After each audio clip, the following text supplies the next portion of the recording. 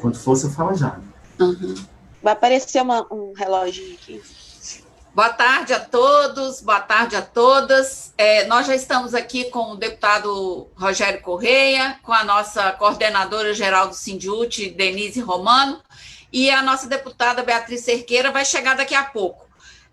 Mas hoje nós temos dois assuntos muito importantes, por isso importante também a presença de vocês aqui para entender um pouco esses últimos movimentos aí. Primeiro assunto é exatamente a derrubada do veto, a manutenção do veto, na verdade, né? A derrubada nós queríamos, a manutenção do veto do governo Bolsonaro contra os servidores públicos. Tem mais coisas nessa história aí do que a gente consegue ver, e o deputado Rogério Correia, que participou ativamente, de maneira determinada, orientando a bancada em Brasília, vai contar um pouco o quadro, né, que se deu aí e a manutenção desse veto que, na verdade, destrói a vida dos trabalhadores e trabalhadoras dos serviços públicos, né, em todo o país, em todos os níveis.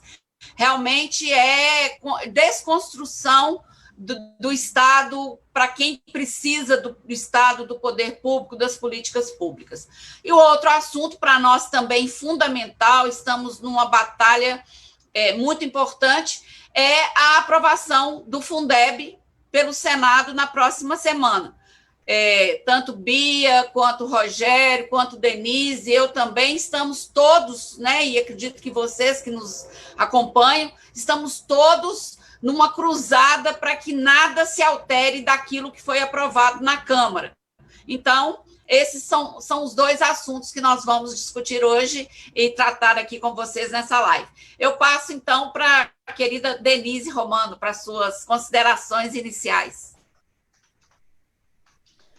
Obrigada, Neila, um prazer te ver pela telinha, a gente se viu outro dia ao vivo, né, lá no ato na semana passada, semana retrasada, quando nós estivemos lá na Praça da Estação, no ato pelas 100 mil vidas perdidas para a Covid, já são mais de 110 mil, nós não podemos deixar de dizer isso, né, então acho que é importante, e eu queria muito dialogar com o companheiro Rogério, para, assim, a gente já compreendeu meio de longe o que foi que aconteceu ontem e qual é o modus operandi do governo Bolsonaro, nós já sabemos, mas nós tínhamos comemorado um dia anterior a derrubada do veto no Senado, e ontem nós tivemos aquela ingrata surpresa, surpresa porque o Rodrigo Maia entrou em campo junto com, né, Rogério vai explicar isso melhor para a gente, mas eu queria chamar a atenção de uma coisa que me saltou aos olhos quando eu vi a votação por estados, a vergonha de Minas Gerais, com a maioria da bancada, com as exceções que nós conhecemos. Eu acho que ao invés de falar o nome de quem prejudicou os trabalhadores, nós precisamos exaltar quem esteve lá nos defendendo ontem e votou pela derrubada do veto, pela derrubada do veto do Bolsonaro, e em outras oportunidades, com os nossos carômetros, com a nossa denúncia, denunciar, que são sempre os mesmos, né?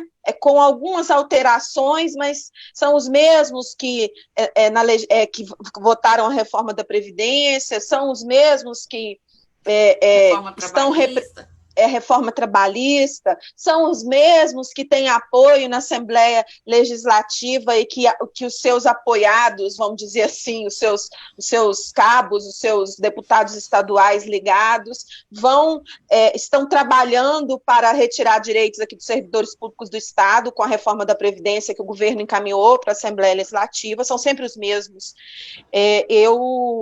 Então, queria que o Rogério contasse para a gente o que foi que aconteceu ontem, né, lá na votação, o modus operandi do governo Bolsonaro através das notícias falsas, e uma coisa também que é importante que a gente discuta é a pauta econômica unifica o lado de lá, né?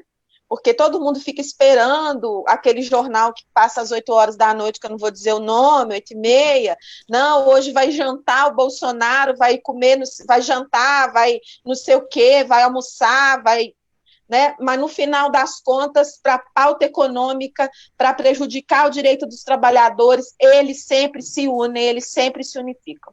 Então, queria que o Rogério contasse para nós, Rogério, o que pegou lá ontem, né? E já dizendo, agradecendo, né? Acho que nós não devemos nos cansar de agradecer a atuação, junto com os outros companheiros da bancada do Partido dos Trabalhadores lá na Câmara Federal, mas o Rogério é um representante de Minas Gerais que nos é muito precioso, viu, Rogério? Sua representação, o seu compromisso e a sua entrega lá naquele lugar horrível onde você está indo presencialmente, mas né, já esteve, você está indo virtualmente, mas já esteve muito presencialmente conosco lá na luta, né? Então, eu queria deixar isso registrado e dizer que é um dia meio envergonhado, né? Muito envergonhado, não para nós, mas para a bancada que votou contra os servidores públicos, a bancada mineira, e um dia de vergonha para Belo Horizonte também, né, pelas últimas notícias que temos enfrentado, que temos assistido, né, na turma dos cidadãos de bem, a turma dos conservadores envolvidos em crimes, né, e estão no poder legislativo aqui em Belo Horizonte, e nós precisamos aprender aprender com essas questões para fazer boas escolhas na legislatura aqui na próxima legislatura aqui na Câmara Municipal de Belo Horizonte, escolher boas candidatas, muitas mulheres, porque temos boas pré-candidatas, como a nossa companheira pré-candidata, e nós precisamos dessa representação lá, porque deixar a Câmara Municipal, a Casa do Povo de Belo Horizonte, nas mãos desse tipo eu não sei nem dizer o nome, sabe? Eu não vou nem falar muito, não, porque eu não tenho imunidade parlamentar, viu, Rogério? Mas, assim, é muito, muito inominável tudo que a gente está enfrentando, mas eu queria que o Rogério contasse para nós um pouco o que aconteceu lá, para a gente fazer as nossas avaliações e a nossa disposição de luta, porque a gente vai perder, a gente perde algumas batalhas, ganha outras, mas essa guerra nós não vamos desistir dela. Muito bem, Denise. Muito obrigado pelas palavras, viu? Mandar um grande abraço para você, para a nossa Neila Batista, ex-vereadora e agora pré-candidata a vereadora em Belo Horizonte. Minha vereadora, viu? Sua também, né, Denise? Nossa. E da Bia, que agora mesmo está entrando aí, viu, Neila? Você tem nosso apoio. A Denise, agradecer muito aí as suas palavras. Estou vendo que, além de tudo, além de ter um artesanato bonito aí no fundo, ainda tem o Galo Forte e Vingador, que eu estou vendo ali também. Olha, pessoal, vamos começar por este assunto de ontem, que é um assunto triste, né? Um papelão que a Câmara dos Deputados fez ontem, na sua maioria conservadora e de direita. Mas depois eu tenho boas notícias do Fundeb. Então, quem está meio triste agora, não fica tão triste, não, que daqui a pouco eu dou boas notícias também. Mas é bom falar dos bastidores de ontem, sim, viu, Denise?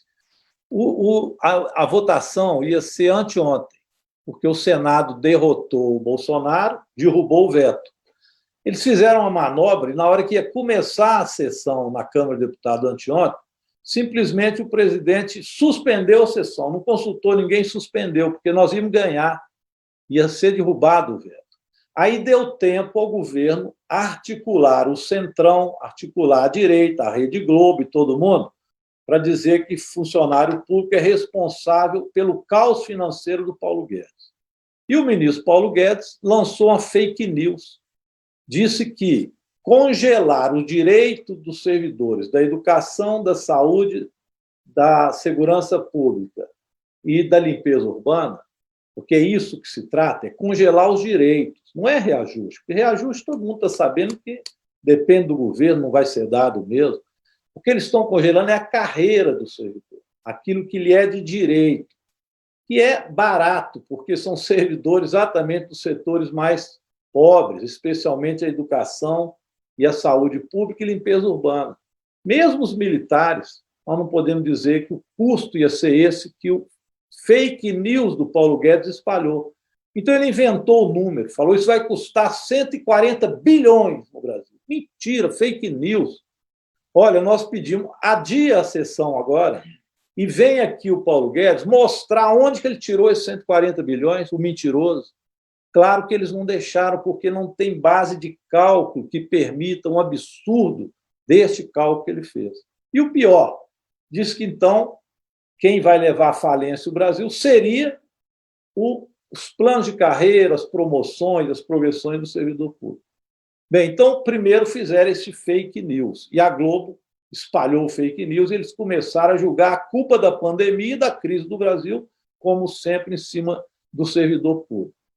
Mas não é só o servidor público, é em cima da professora, do gari, do lixeiro, do bombeiro, da enfermeira, do médico. Esses passaram a ser bode expiatório do fake news do governo Bolsonaro e do Paulo Guedes. O que mais embrulhou o estômago, Denise, foi ver aquele pessoal, eu até anotei aqui, a fala deles era assim, precisa ter juízo, senso de responsabilidade com o Brasil, é preciso que pedir a todos o sacrifício. Agora, engraçado, né? Pede esse sacrifício ao pobre, às professoras, aos garis, aos bombeiros, aos lixeiros, pede, enfim, esse sacrifício, mas não pediram sacrifício e nem pautaram sacrifício para os banqueiros, para os grandes empresários, para taxar as grandes fortunas.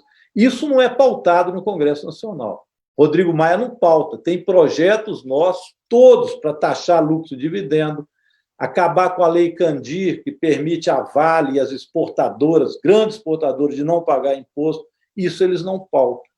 Então, são muito bons para pedir sacrifício aos trabalhadores e ao povo, mas para taxar as grandes fortunas, isso não fizeram.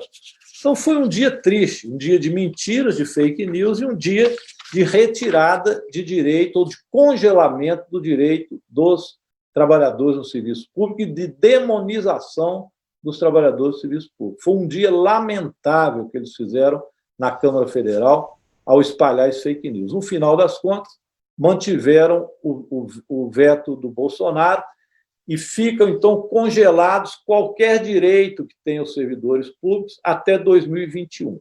Mas nós não perdemos a esperança, não. Há um tempo atrás, já sabendo que isso podia acontecer, eu solicitei ao Partido dos Trabalhadores, e a presidenta Gleisi assim o fez, e nós entramos no Supremo Tribunal Federal com uma ação direta de inconstitucionalidade, dizendo que congelar o que os trabalhadores do serviço público têm o direito nos seus planos de carreira não pode ser feito pelo governo federal desta forma que fizeram neste projeto de lei complementar. Bem porque essas garantias são garantias constitucionais. Então, este caso, Denise, ainda está no Supremo. Quem está responsável por ele é o ministro Alexandre de Moraes. E ele pediu que fosse pautado no chamado regime especial, que é um regime mais rápido, para ser votado no plenário do Supremo. Então, ainda há uma expectativa da gente derrubar esse mal feito do governo Bolsonaro, porque realmente é inconstitucional. A União não pode simplesmente proibir que municípios, estados, tenham seus planos de carreira ou congelem esses planos de carreira.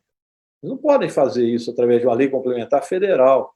Então, é muito provável que a gente ainda ganhe isso no Supremo. Em todos os casos, foi bom também para a gente, nesse sentido de enxergar quem está, de fato, contra os trabalhadores do serviço público.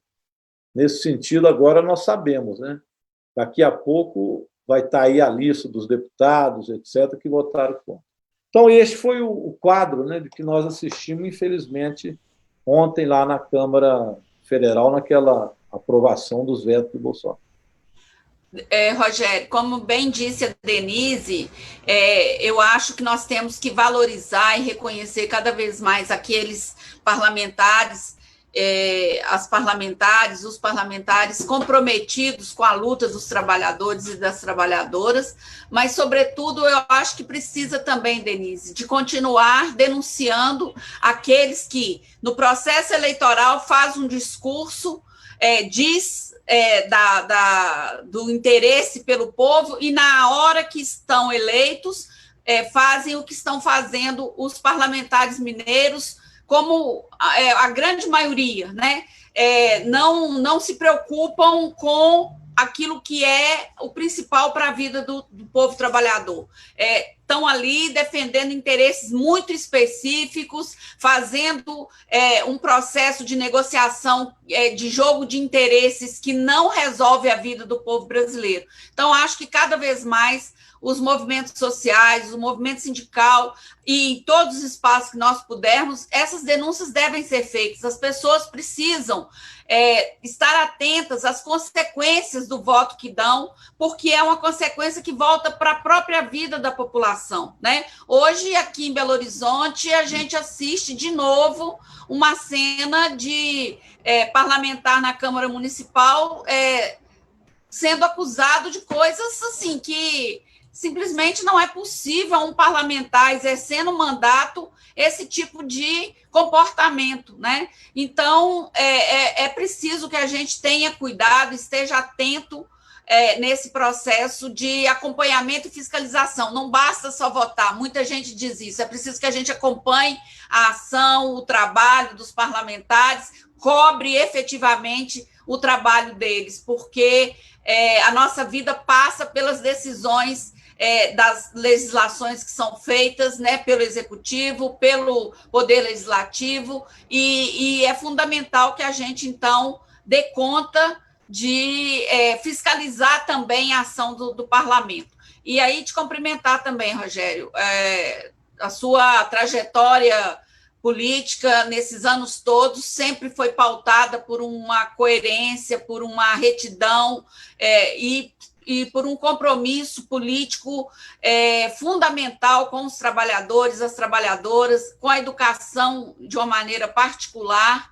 Então, e você sabe que é espelho, né? A gente tem uma amizade de muitos anos, exatamente porque nós irmanamos em muitos princípios, em muitas questões fundamentais, então espero que você continue esse trabalho bacana. Sei que não é fácil, o desgaste é grande, não é simples enfrentar o debate, enfrentar esse tipo de comportamento parlamentar na Câmara Federal. É isso que você falou, dá na gente um certo asco, um certo nojo, e é incrível, né, Rogério? Porque isso, inclusive, cria nas pessoas uma ideia de que política não presta, né? Que só faz coisa que não deve, quando, na verdade, a política ela é algo essencial que faz parte da nossa vida em todo o tempo e que nós precisamos, então, nos pautar por princípio, por ética, por compromissos muito claros. E, para isso, é preciso que a população acompanhe, fiscalize e cobre, né? Obrigado, Neila. Neila e Denise, me permite ir para o outro assunto do Fundeb? Sim, é isso que eu ia falar. Esse assunto aí, a covardia que eles fizeram ontem lá com as professoras, com os garis, com os lixeiros, com os bombeiros, essa covardia está feita. Mas nós vamos dar o troco neles. O povo vai vendo, vai se organizando. Chegou nossa querida Beatriz Cirqueira aí. Um abraço, Bia, nossa guerreira deputada. Agora eu estou com 3 mulheres combativas aqui, vou te contar. Não é para qualquer um, não, hein? Denise Romano, Neila Batista e Beatriz Cirqueira. Estou euzinho aqui com vocês. Olha, então essa covardia que fizeram ontem com as professoras, com os garis, repito, com as enfermeiras, com os policiais, essa covardia de ontem, nós vamos dar o troco. E nós não perdemos a esperança, não, que eu disse para vocês que esse processo está lá no Supremo. Então nós vamos lutar com todas as energias, porque é inconstitucional paralisar a carreira de servidor público por lei complementar. Isso é inconstitucional. Ele não pode parar o plano de carreira de Belo Horizonte, viu, Ney? Você que foi vereadora sabe disso. Ô, Bia, ele não pode parar o plano de carreira das professoras por uma lei complementar federal, inconstitucional. Então, nós entramos no Supremo agora para dizer que é preciso anular essa medida que foi aprovada agora com a manutenção do veto Bolsonaro.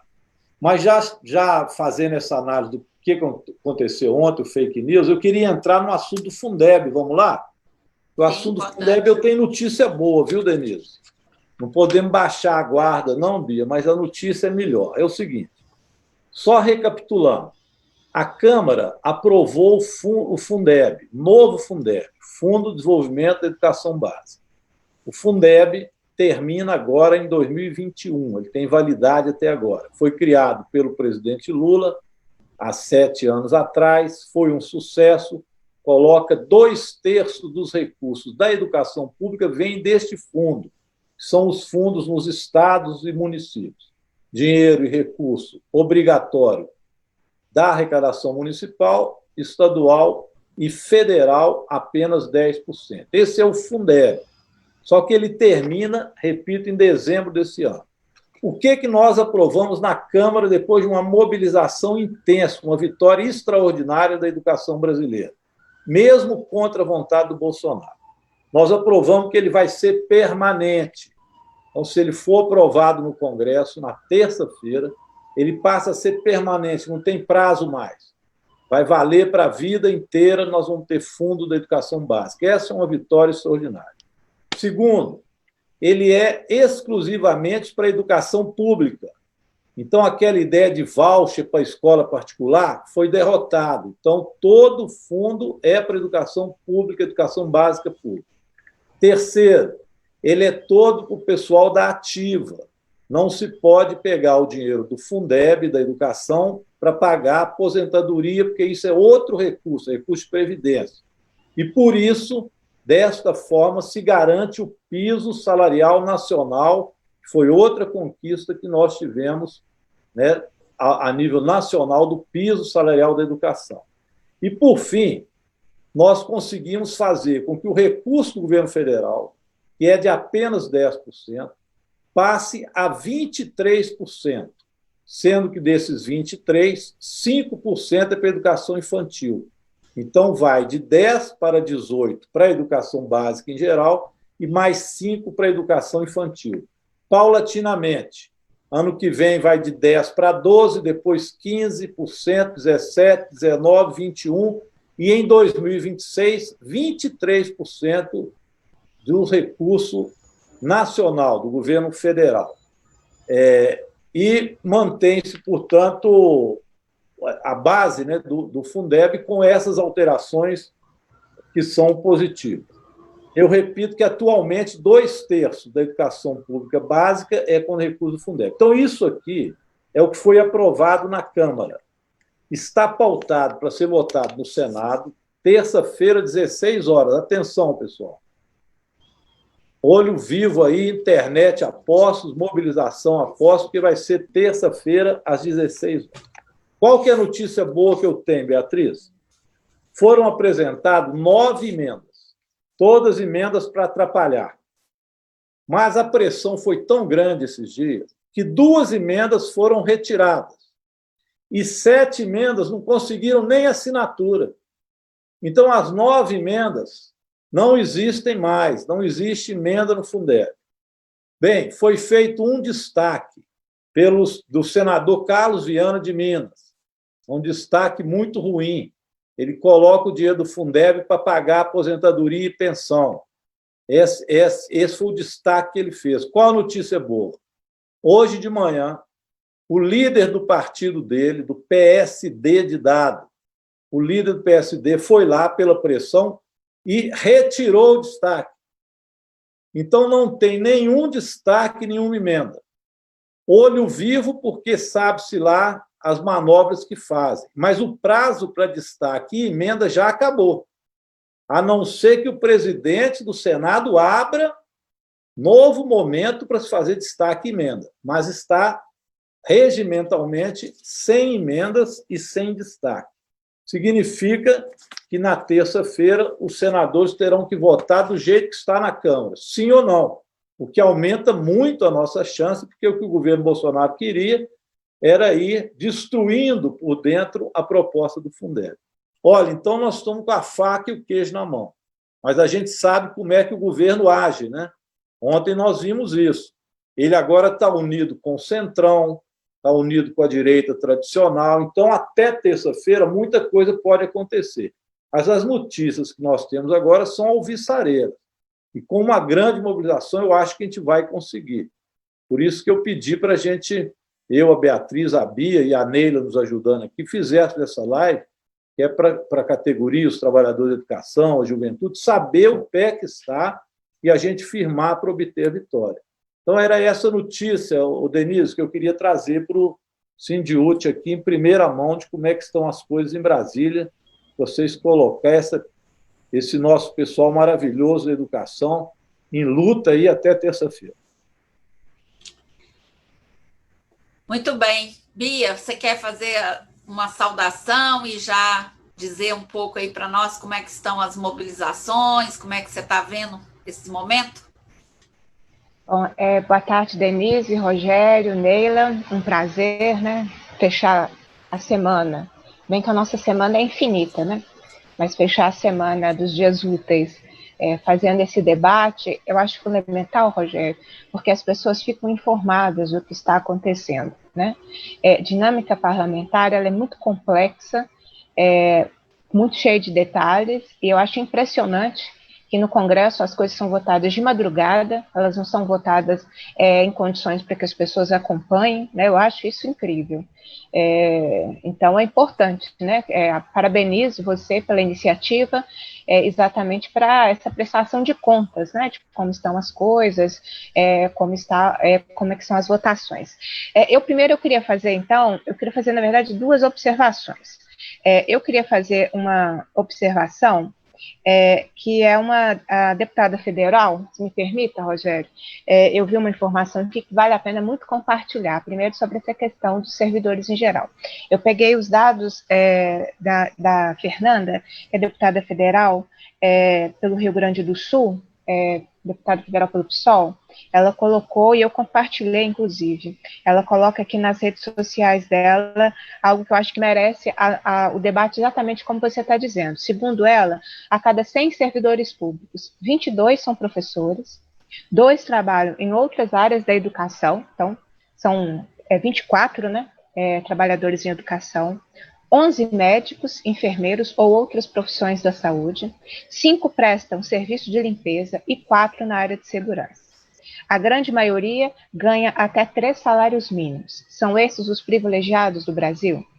É com essas pessoas, né, dessas pessoas que nós estamos falando, né, quando a decisão de manter, né, o congelamento da carreira, manter o congelamento de tudo, revelou, na minha opinião, uma grande hipocrisia de quem passou aí 3, 4 meses parabenizando os técnicos de enfermagem, parabenizando as pessoas que estavam na linha de frente do enfrentamento à pandemia, assim, majoritariamente os profissionais da saúde, né? O número de trabalhadores da saúde morrendo pelo exercício da profissão tem aumentado significativamente em Minas Gerais e em Belo Horizonte. Aí todo mundo faz homenagem, todo mundo bate palmas, né? Aí a grande hipocrisia. A grande hipocrisia, porque bate palma e arrebenta com a vida das pessoas. Porque o que a população não sabe é como é difícil a carreira dessa maioria aqui, que a Fernanda lembrou, nos serviços públicos, né? Se nós lembrarmos, por exemplo, que na educação, o adicional de valorização da educação básica, que é uma conquista a cada 5 anos, depende de publicação, de autorização de pagamento. Então, é uma carreira que anda numa marcha lenta inacreditável. Se nós lembrarmos, por exemplo, que o PSDB em 2011 zerou o tempo de serviço das pessoas para a progressão, né, para o biênio, que era o 2,5 na carreira, e congelou a promoção, que é por escolaridade, até 2000 e por 5 anos. Né? Então, quer dizer, a pessoa que estava ali próxima, né, de ser promovida, que já estava terminando de cumprir, porque aqui em Minas você é promovida a cada 5 anos, né, e a primeira promoção acontecia 8 anos depois. As pessoas que falam do serviço público não entendem o serviço público, não se dão nem ao trabalho de estudar o que é o serviço público em cada estado ou em cada município. Em Minas Gerais, era a primeira promoção na educação, a pessoa precisava esperar 8 anos. Então, um exemplo concreto, a professora que entrava com mestrado, pela forma de ingresso na carreira, ela não conseguia entrar direto com o mestrado, ela entrava recebendo a licenciatura, que agora é a licenciatura plena, e 8 anos depois, ela ia para a especialização. Ela demorava, uma vez a gente fez as contas, ela demora 20 anos para receber pelo mestrado, que às vezes ela já tem quando ela começou a trabalhar. Essa que é a carreira da educação. Né? Então, quando eles tratam de congelar, parece um trem tão fácil, parece que é uma carreira tão assim maravilhosa, que todo mundo tem direito todo dia, que o direito pula pela janela de tanto direito que a gente tem, né? Que a gente está até abrindo mão de direito, de tanta coisa que tem a carreira. Na educação não é assim. Na saúde não é assim. Né? A saúde, outro dia, brigava para não ter retirado um auxílio alimentação, porque a ajuda de custo, porque a ajuda de custo foi a forma encontrada para um aumento na remuneração sem impactar na lei de responsabilidade fiscal, na época em que a saúde conquistou. Outro dia eles estavam brigando porque o governo, não é salário, é discricionário, o governo pode tirar para uma ajuda de custo. Né? Aqui em Minas Gerais, eu não vou cansar nunca de falar isso, os professores universitários, tem nível de carreira de professor universitário que é inferior a salário mínimo. O que faz com que os professores trabalhem doentes, porque se eles tiram licença médica, a primeira coisa que eles perdem são todas as gratificações, e doentes em recuperação, comprando remédio, eles passam a ter uma remuneração menor do que o salário mínimo. É dessas pessoas, essas pessoas que o Congresso não respeitou, né, ao manter o congelamento das carreiras, e acho que a gente tem que ver muito aí as táticas de luta para que isso não perdure, né? A gente faz algumas lutas que a gente perde, e com o tempo as pessoas vão compreendendo. Lá em 2016, quando a gente lutava contra a PEC 241, nós explicávamos o impacto que ela teria. O impacto está aí, ó. Um SUS que poderia estar mais forte para atender melhor as pessoas na pandemia, mas o congelamento dos investimentos, que foi a PEC 241, aprovada, necessária, o Brasil continuou gastando 40% do seu orçamento com juros da dívida, e o Brasil foi fazer uma reforma da Previdência, onde o Brasil investia 23% do seu orçamento, né? Então, isso, é a hipocrisia do que nós estamos enfrentando. Sobre o Fundeb, mudando de assunto, na minha saudação, isso tudo é uma saudação? Ô, Bia, Oi. só antes de você falar no Fundeb, a live nossa está bombando, viu? O pessoal está pedindo aqui para... Eu estou pedindo aqui para o pessoal compartilhar, e o pessoal está te dando razão aqui. E Rosilene, acho que é de Uberaba, dizendo o seguinte: por que não congelaram por 2 anos o lucro dos banqueiros? Uma boa, né? Por que o Rodrigo Maia não põe lá? Congela o lucro dos banqueiros. Isso ele não coloca, não. Então está bombando aqui. E muita gente pedindo por voto Fundeb. Então vamos escutar a Bia falar do Fundeb agora. Vai lá, Bia. Mas assim, é exatamente isso. Assim, como quem ataca o servidor público não conhece a realidade e cria esse falso discurso de privilégio, sabe? Assim, tem privilegiado, mas essas regras não atacam os privilegiados, que são a exceção, não é a massa do funcionalismo público. Né? Então, assim, a gente precisa atacar a exceção, a gente não pode atacar essa massa de pessoas, essa massa de povo, né, que cumpre a função de manter o Estado funcionando, apesar dos governos que passam por eles. Né? Então, acho que essa é uma questão. Eu queria explicar um pouco, entrando no debate, eu também compartilhei, viu, Rogério? Eu não tinha compartilhado, não, eu compartilhei agora. Eu acho que isso foi bem direta para mim, né, Bia? Compartilhei também. Mas é porque eu já entrei no debate, aí eu já fui direto. Uma questão do Fundeb, que é o que você comentou, da emenda, né, do destaque que foi apresentado. Eu queria me dedicar um pouquinho mais, porque, assim, às vezes algumas pessoas fazem um discurso que ele é sedutor. né? Então, olha, eu vi o Partido Novo fazendo esse debate, é por isso que me chamou a atenção. Porque quando eu cobrei, numa das inúmeras vezes que eu cobrei a aplicação do mínimo constitucional, dizendo que o Estado não tem o dinheiro do Fundeb e não faz o pagamento, quando ele tem o dinheiro, ele fica com o dinheiro com ele, a resposta é que o governo não podia dar um tratamento diferenciado entre os trabalhadores em atividade e os aposentados. Então, ele não ia pagar primeiro o pessoal da atividade, que está em atividade, para depois pagar os aposentados. Essa foi a desculpa fajuta dada para o governo do Estado, dizer que, olha, tenho dinheiro, mas eu não faço o pagamento, né?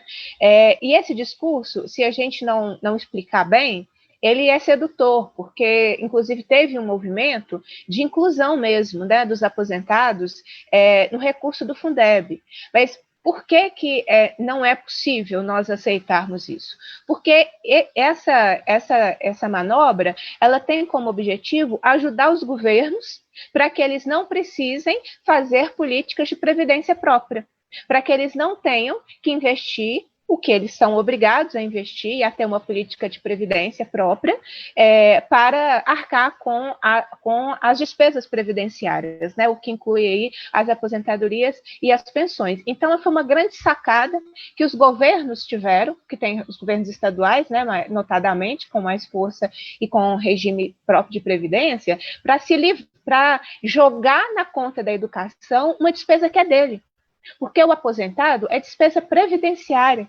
O aposentado não é despesa de manutenção da educação básica. A despesa de manutenção da educação básica, no qual se inclui o Fundeb, né, é a despesa que chega na ponta. Essa é a nossa briga há décadas. Não sei há quanto tempo se luta por isso, para que o dinheiro chegue na ponta. A ponta é quem? A ponta é a escola, a ponta no caso do Fundeb, né, é a remuneração dos profissionais em educação, é não ter o desvio, é não ter um desvio de finalidade como ocorre todos os meses em Minas Gerais, né? Então, eu só destacaria isso porque, senão, cria uma falsa ideia de que alguém estava defendendo os aposentados nesse destaque em relação à inclusão dos aposentados no Fundeb. Não, né? Isso cumpre um papel que os governadores querem, porque se incluir no Fundeb, aí o governo fica livre de fazer qualquer política de investimento em educação, fica livre de fazer investimento em carreira, fica livre de fazer investimento.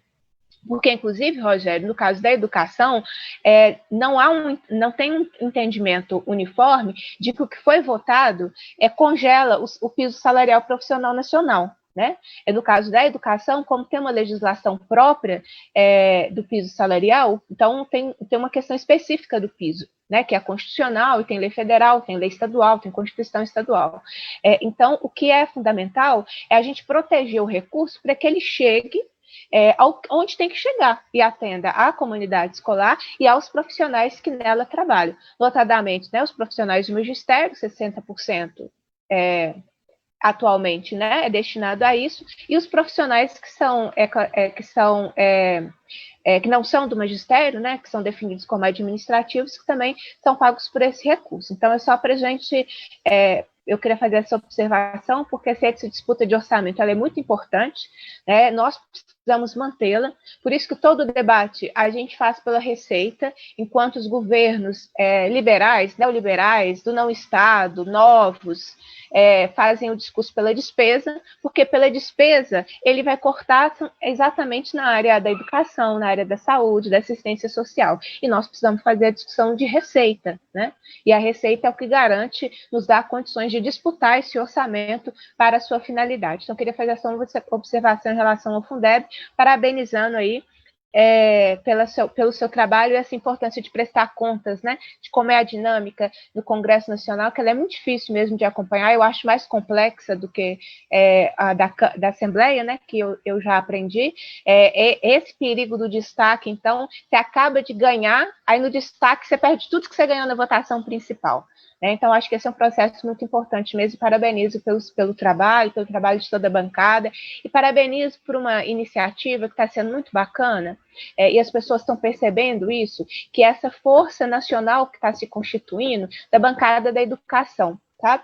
Isso é inédito, né? Eu militei muito tempo no movimento sindical, era tudo muito, muito disperso. Você tem sempre os lutadores e as lutadoras, né? Sempre estiveram lá fazendo o seu trabalho, mas muito disperso. E agora, nessa legislatura, foi possível ter uma dispersão menor, né, uma unidade de ação maior, eu estou sentindo isso, e, portanto, demonstra a importância das pessoas aprenderem a votar pensando na sua vida profissional, e não pensando no padeiro da esquina, que eu adoro o padeiro da esquina, meu problema não é com o padeiro da esquina, mas a gente não vota por amizade, né? A gente vota pensando em como esse voto se transforma em política pública, né? Porque esse voto transforma em política pública. As pessoas, eu não voto no partido, voto na pessoa. Você votou na pessoa, mas quem define? A Câmara é um bom exemplo disso, né? Porque os posicionamentos são por partidos, né?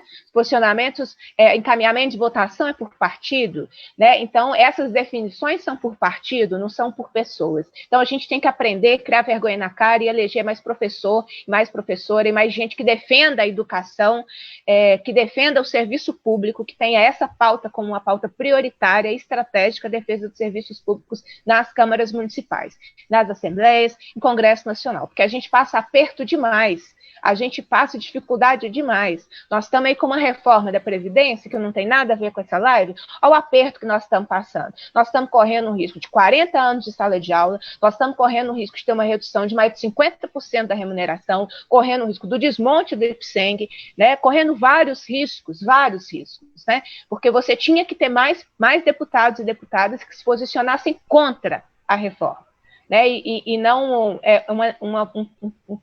uma posição de melhorar. O que eu vou melhorar? Não são 40, são 35 anos de sala de aula? O que eu vou melhorar? Não vai perder 50%, vai perder 49%? Né? Então, a gente tem que aprender a fazer da política lugar de disputa para melhorar a nossa profissão. Parabéns pelo trabalho. Obrigado, Bia. Ô, Neila. Diga, Rogério. Deixa eu só... Você está mediando e eu te atrapalhando a mediar, né? Mas é rápido. Mas parlamentar é isso, né? Eu conheço, eu sei como é que funciona. Você e a Bia, então, são especialistas. Eu nem me preocupo. Segue. Ô, Rogério, deixa eu te contar aqui, já que você está atrapalhando a Leila, eu vou te atrapalhar. Outro dia, eu fui convidada para uma live. Quando eu vi, eu estava mediando a live, Rogério. Era eu convidada e eu já estava coordenando a live. Esse é um problema mesmo. A Neila fez um diagnóstico corretíssimo da nossa característica, já que eu te atrapalhei. Mas agora você atrapalhar a Neila. Isso é um problema mais sindicalista, é um problema mais sindicalista do que de parlamentar. A Denise que está muito comportada ali. Mas ela está com a mão levantada ali, tem 1 hora. Não, mas ela que vai finalizar a nossa live, porque a última pergunta vai ser para ela, porque agora a responsável por mobilizar a turma e para a gente ganhar vai ser a Denise. Então, eu vou deixar a última fala para ela, mas eu só queria dizer o seguinte. Primeiro, a Bia falou um negócio importante. Lá na Câmara Federal, você faz orientação para o partido. Como orienta o PT? Então, ontem, por exemplo, o líder do PT me deu a honra de fazer orientação, então eu que orientei a bancada toda ontem para a resistência lá. Pena que perdemos, mas travamos uma boa batalha. Então, é por partido, isso é importante a gente saber. Agora, a Bia me lembrou o seguinte, que eu tinha esquecido de falar. Tem uma outra conquista no que nós aprovamos no texto da Câmara do Fundeb, que passa de 60%, o mínimo de 60% passa para o mínimo de 70%, viu, Denise? Para pagamento de pessoal. Então, para quem chegou depois aqui na live, é importante lembrar os pontos fundamentais que nós precisamos de aprovar no Senado, portanto, não deixar mudar nada do que é aprovado na Câmara. Eu vou dizer os principais. Fundeb permanente, não tem prazo para terminar. O fundo é exclusivo para a educação pública, não tem voucher, não tem nada para o ensino privado. É exclusivo para o pessoal da ativa e, portanto, não pode pagar aposentadoria e pensão, esse é outro recurso. É 70%, no mínimo, de pagamento para pessoal para garantir o piso salarial nacional e aumenta do governo federal de 10% para 23% até 2026, ficando 5% obrigatório para a educação infantil. Então, pessoal, foi muita conquista que nós conseguimos na aprovação da Câmara. A notícia nova que eu dei é que as 9 emendas que foram feitas para prejudicar o Fundeb, 7 não conseguiram sequer assinatura, tamanha foi a pressão para que os senadores não assinassem essas emendas. E 2 foram retiradas. Então, não tem emenda mais no Fundeb. E o destaque que o senador Carlos Viana de Minas tinha feito para colocar o dinheiro da educação para pagar a aposentadoria, hoje de manhã, o líder do partido dele retirou o destaque. Então, não tem emenda e não tem destaque.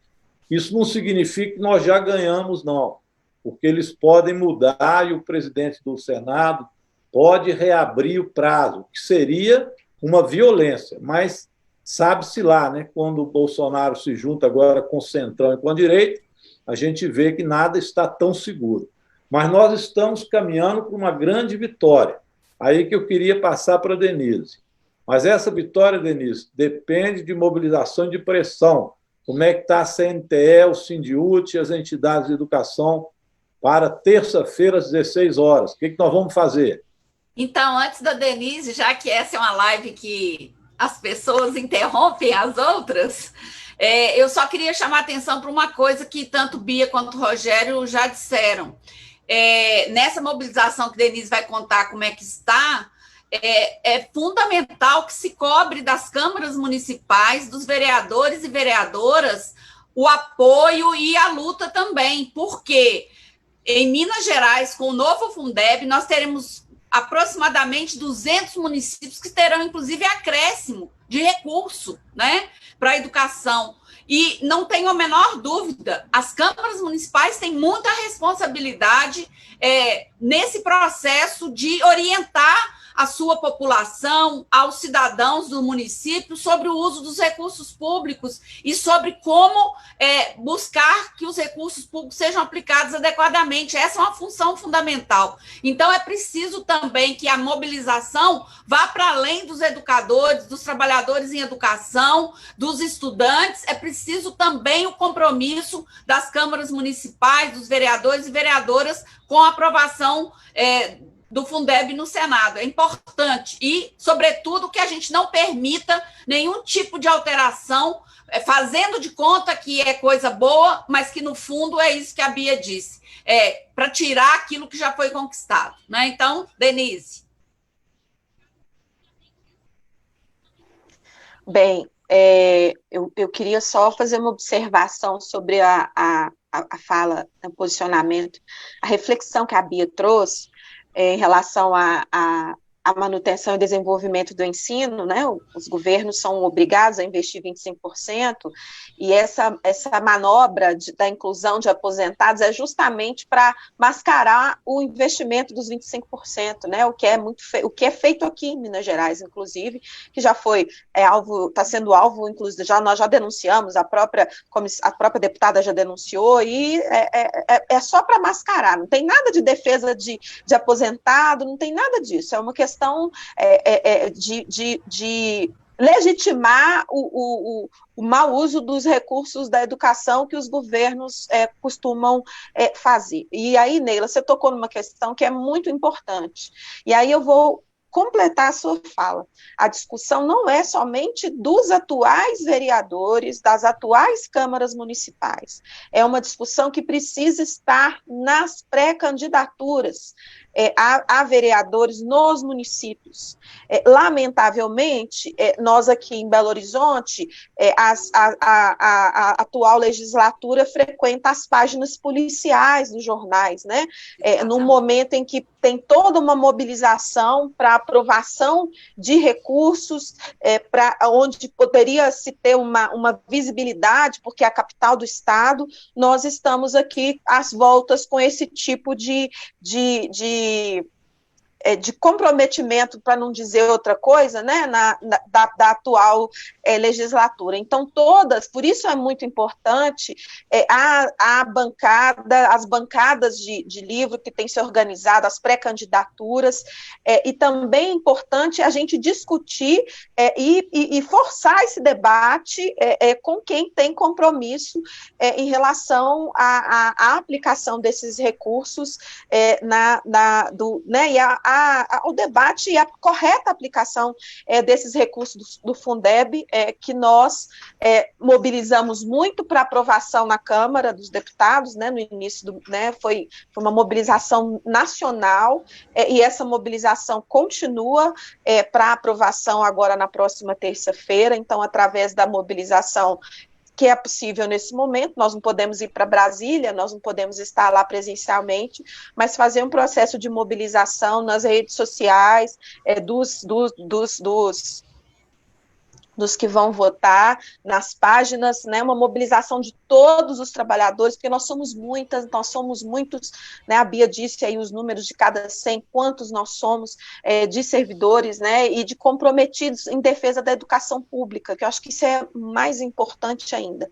Então, essa mobilização nós estamos fazendo, continuaremos fazendo. Ontem teve acho que essa retirada do destaque, viu, Rogério? Teve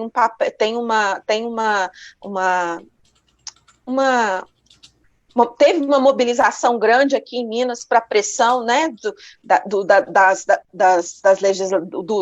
dos senadores, né, e nos senadores que tentaram alterar. Então, é importante que a gente siga nessa mobilização, acompanhe as páginas, tanto a do Sindiúti, curtir, compartilhar, da CNTE e pressionar, telefonar para os deputados, mandar mensagem para que a gente, para os senadores no caso, né, telefonar, mandar mensagem para que a gente consiga finalmente resolver essa questão que já vem há tanto tempo sendo discutida e que o governo federal só trabalha contra, aliado com outros governos do estado, inclusive aqui o governo de Minas, que nem sequer assinou a Carta dos Governadores na época da aprovação do Fundeb lá na votação na Câmara dos Deputados. Então é importante que a gente siga nessa mobilização pela aprovação do Fundeb, sem alterações,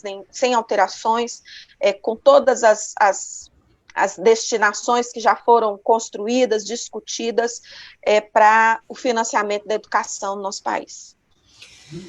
Muito bem, Denise. Me permita? Sim. Eu só quero dizer o seguinte, assim, quando nós estamos em posição de representação, né, eu estou na experiência de deputada estadual, Rogério, deputado federal, Neila já teve, né, a oportunidade de contribuir muito com Belo Horizonte, foi vereadora. Assim, os nossos posicionamentos não são segredos. Eu acho isso tão estranho. As pessoas têm o direito de nos questionar e de argumentar, né, e os nossos votos são públicos, né? Então, assim, é fundamental sempre, em todas as discussões, perguntar para o deputado e para o partido do deputado, do senador, né? O senador, ele fica parece que mais distante da gente, né? Mas sempre, qual é o posicionamento, né? Sempre, né? Começou o debate do Fundeb, qual é o posicionamento do senador, do deputado, do seu partido, porque às vezes o deputado ou o senador tem uma posição, o partido vai ter outra, né? Então, esse processo, assim, os nossos posicionamentos, eles são públicos, né? Quem se dispõe a exercer o mandato, né, que é dado, né, pelo povo, através do voto direto, tem essa responsabilidade, né? A gente não age secretamente. Então, igual a reforma da Previdência aqui em Minas, desde o primeiro momento, eu já me posicionei, eu sou contra a reforma, vou votar contra a reforma da Previdência, né? Então, é importante a gente sempre estar conversando. E eu só queria lembrar, no caso de Belo Horizonte, a gente tem uma bancada de esquerda que tem feito um trabalho importante, né, de enfrentamento à criminalização docente, de denúncia dos problemas, né? Então, eu queria deixar aí um salve para a Cida Falabella, para a Bela Gonçalves, para o Pedro Patrus, para o Gilson Reis, para o Arnaldo Godoy, né, que compõem essa bancada, que fez um trabalho de muita unidade, né? Você sempre encontrava ações muito coletivas, e eu acho que isso é um exemplo importante, e que fez também um processo importantíssimo de defesa das pautas dos serviços públicos e da pauta em defesa da educação, né? Antes da pandemia, no final do ano, né, nós enfrentamos votações difíceis na Câmara, né? Uma votação que claramente era uma votação pré-eleitoral, porque tem essa coisa também, né? os fundamentalistas, aqueles que vivem da violência como forma de fazer política, eles precisam nutrir suas bolhas, né? Porque sem as suas bolhas eles não conseguem manter porque ele não tem uma base social, é a bolha, né? Então precisa de ações que mantenham aquela bolha. Então aquela movimentação toda, a necessidade de dar respostas de criminalização à profissão docente, do obscurantismo na educação, teve uma luta muito importante e muito bem travada por essa bancada. O que eu acho, ninguém me perguntou, mas eu vou falar, é que nós precisamos de uma bancada maior. Nós precisamos de mais pessoas que defendam essa agenda, porque isso faz diferença. Porque quando a gente não tem, a gente depende do voto e da opinião e da posição de quem não se comprometeu com essa pauta. Essa que é a questão. As pessoas, quando elas se candidatam, quando elas vão lá buscar o voto seu, elas têm uma pauta, elas têm um compromisso. Aí depois você vai querer cobrar delas um outro compromisso, porque você votou em confiança? Não, a pessoa apresentou qual era o compromisso dela. O compromisso dela era esse aqui, ó. O compromisso do Zema era menos serviço público. O compromisso do Zema era não investir na saúde pública, né? Então é importante que a gente vote em pessoas que assumam desde já os compromissos, que depois você sabe que você pode cobrar e que essa pessoa vai fazer essa caminhada da defesa dos serviços públicos, da saúde e da educação. Então eu acho que é o que eu desejo em todos os municípios, né? Bancadas que nos defendam, porque essa é a melhor resposta diante dos ataques que nós estamos sofrendo. Eu finalizo já. Essas são as minhas considerações finais, agradecendo o convite do deputado federal Rogério Correia para esse debate fim de tarde de sexta-feira. Muito bem. Denise, quer fazer sua despedida aí?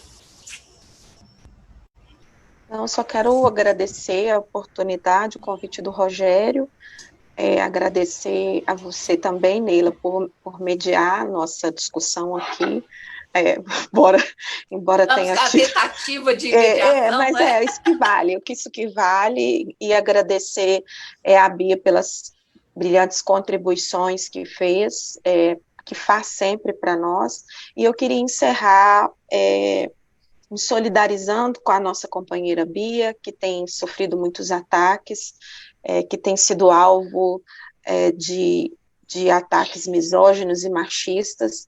Eu quero dizer a ela que ela não anda sozinha e que todas as vezes que ela é atacada na Assembleia Legislativa, muitas professoras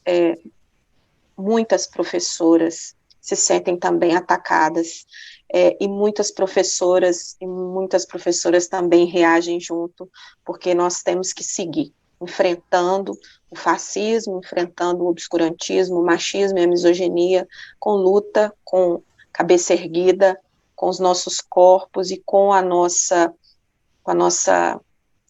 vida, com a nossa trajetória. E a Bia é uma boa professora, excelente professora, que nos ensina todos os dias como reagir e como enfrentar essas questões, esses ataques que são desferidos cotidianamente contra nós, porque nós somos mulheres e porque nós ousamos ocupar espaços que eles acham que não são nossos. Então, Bia, receba em nome da direção estadual do Sindiúti, em nome da nossa categoria, que eu tenho certeza pensa dessa forma, das professoras que você representa tão bem na Assembleia Legislativa, nossa solidariedade. Obrigada, Rogério, pela atualização dos últimos momentos aí da semana na Câmara dos Deputados, em Brasília, e estamos à disposição.